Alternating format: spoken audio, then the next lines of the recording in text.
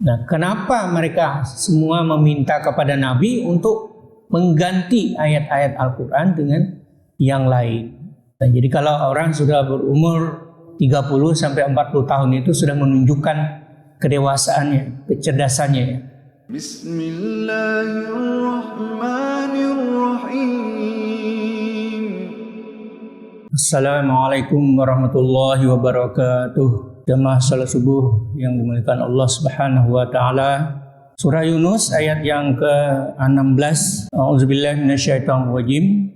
Qul law sya'allahu ma talautuhu 'alaikum wala adrakum bi. Faqad labistu fikum umran min qabli. Afala ta'qilun. Katakanlah, hai Muhammad, jika Allah menghendaki, niscaya aku tidak membacakan atau tidak menyampaikan kepadamu ayat-ayat Allah. Dan aku dan Allah maksudnya tidak pula memberitahukannya kepadamu. Jadi kata Rasul, aku itu telah tinggal bersama kalian. Jadi sebelum Nabi Muhammad SAW diangkat menjadi Rasul, Nabi sudah bergaul lama bagaimana sifat-sifat Nabi selama pergaulan itu. Apakah kalian itu tidak mengerti atau tidak memikirkannya? Jadi ketika orang-orang Quraisy itu meminta didatangkan ayat-ayat selain ayat-ayat Allah yang disampaikan Nabi Muhammad SAW, karena hanya sekedar ingin supaya orang-orang kafir Quraisy itu tidak terganggu keyakinannya, tidak terganggu adat istiadatnya. Jadi diminta Nabi Muhammad SAW itu untuk mendatangkan ayat-ayat Al-Quran yang lain, yang sekiranya membolehkan apa saja yang dilakukan oleh mereka. Jadi Allah mengajarkan jawaban yang akan disampaikan oleh Nabi Muhammad kepada orang-orang musyrik yang mengingkari Al-Quran, yaitu perintah untuk mengatakan kepada orang-orang musyrik bahwa jika Allah berkehendak, Nabi tidak akan membacakannya. Jadi Nabi tidak akan menyampaikan ayat Al-Quran itu. Tapi karena memang itu semata-mata perintah Allah dan atas kehendak Allah, supaya Nabi menyampaikan ayat-ayat Allah kepada mereka. Seandainya Allah tidak berkehendak menyampaikan Al-Quran itu kepada mereka, tentu dia tidak akan mengutus seorang Nabi kepada orang-orang Quraisy itu, sehingga Al-Quran yang mengandung petunjuk itu membahagiakan hidup di dunia dan di akhirat. Walaqad ji'nahum bikitabim fassalnahu ala ilmin hudahu wa rahmah liqaumi yu'minun. Sungguh Allah telah mendatangkan Al-Quran itu kepada mereka yang kami jelaskan atas dasar pengetahuan sebagai petunjuk dan rahmat bagi orang-orang yang beriman. Nah, jadi jelas sekali bahwa Allah yang menjelaskan Al-Quran itu atas dasar ilmu pengetahuan. Artinya dapat dipahami. Kenapa? Karena huda wa rahmah. Al-Quran itu adalah menjadi petunjuk kehidupan yang nyata dan sebagai rahmat bagi orang-orang yang beriman. Nah, ayat ini menegaskan bahwa Allah menurunkan Al-Quran itu kepada Nabi Muhammad yang berisikan petunjuk bagi kemaslahatan hidup di dunia dan di akhirat, serta menegaskan bahwa Muhammad SAW adalah utusan Allah yang menyampaikan petunjuk itu kepada manusia. Jadi sebagai bukti kebenaran yang telah disampaikan itu, maka Allah memerintahkan kepada Nabi agar mengatakan kepada orang-orang musyrik itu bahwa dia telah hidup dan bergaul bersama mereka lebih dari 40 tahun atau kurang lebih 40 tahun. Karena Nabi diangkat menjadi Rasul itu umur 40 tahun. Sebelum kenabian itu, Nabi Muhammad sudah menunjukkan sifat-sifatnya, kemuliaan akhlak beliau, tingkah laku, dan selalu bersikap adil di dalam pergaulan.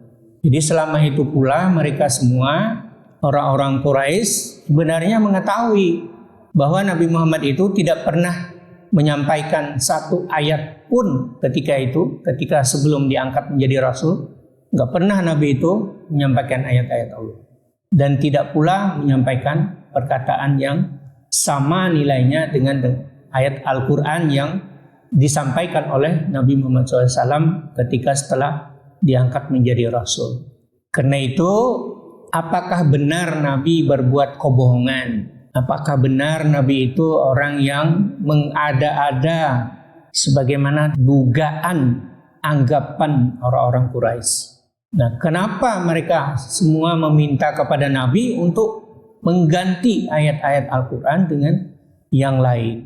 Nah, sebenarnya setiap rasul yang diutus Allah kepada kaumnya itu diberi berbagai keistimewaan oleh Allah Subhanahu wa taala. Jadi sebelum diangkat menjadi rasul, misalnya Nabi Musa itu diberi hikmah dan ilmu saat-saat berumur antara 30 dan 40 tahun. Nah, jadi kalau orang sudah berumur 30 sampai 40 tahun itu sudah menunjukkan kedewasaannya, kecerdasannya, juga kemampuan akalnya telah disempurnakan oleh Allah Subhanahu wa taala. Walamma balagha asyuddahu wastawa atainahu hukman wa ilma kadzalika najzil muhsinin. Setelah Nabi Musa itu dewasa dan sempurna akalnya, Allah anugerahkan kepadanya hikmah atau kenabian dan pengetahuan. Dan demikianlah Allah memberi balasan kepada orang-orang yang berbuat baik. Begitu juga Nabi Yusuf, begitu juga kepada Nabi Isa. Sebelum diangkat menjadi rasul, waktu kecil dalam buayan itu telah pandai berbicara. Nabi Isa diberikan kitab dan hikmah. Nabi Muhammad diberikan Allah keistimewaan yang telah diberikan kepada Nabi dan Rasul terdahulu. Nah, keistimewaan yang diberikan oleh Allah kepada Nabi Muhammad SAW, Nabi waktu kecil diberikan gelar Al-Amin. Kenapa? Karena terbukti bahwa Nabi Muhammad itu orang yang dipercaya. Di tengah-tengah kabilah atau suku Quraisy, beliau mampu berlaku adil. Ketika Ka'bah itu mau direnovasi, kan Hajar Aswad itu dilepas dulu. Kemudian setelah direnovasi, diperbaiki, diperindah, dipercantik, kemudian suku-suku ini ingin meletakkan kembali Hajar Aswad itu, karena siapa yang meletakkan kembali Hajar Aswad itu dianggap orang yang atau kabilah yang lebih terhormat, yang lebih dimuliakan. Jadi keempat suku ini berebutlah ceritanya seperti itu. Dan setelah berunding siapa yang paling berhak untuk meletakkan kembali Hajar Aswad itu ke sudut dekat pintu Ka'bah itu. Nah, maka akhirnya empat suku ini menyerahkan kepada Nabi Muhammad SAW untuk meletakkannya. Nah, akhirnya Nabi membentangkan sorban beliau dan menyuruh ke empat tokoh dari suku Quraisy itu untuk memegang sudutnya masing-masing. Nah, maka disitulah kesenangan, kegembiraan bagi pemuka Quraisy yang bisa ikut sama-sama mengangkat Hajar Aswad itu, karena masing-masing sudut dari sorban Rasulullah itu semua bisa mengangkat. Kemudian Rasulullah meletakkannya dan meluruskan ataupun menyempurnakan penempatannya di sudut Ka'bah itu. Karena merasa sungguh mulia hati Rasulullah itu, perlakuannya terhadap suku-suku Quraisy itu, maka Rasulullah betul-betul dapat berlaku adil sehingga diberi gelar oleh mereka dengan gelar Al-Amin, orang yang dipercaya. Jadi karena kepercayaannya itulah pula Siti Khadijah mempercayakan dagangannya, yang akhirnya Khadijah menjadi istri beliau. Nah, jadi ayat yang ke-16 dari surah Yunus ini berkaitan dengan orang yang berbuat dusta kepada Allah seperti yang telah dilakukan oleh orang musyrik karena keingkaran mereka.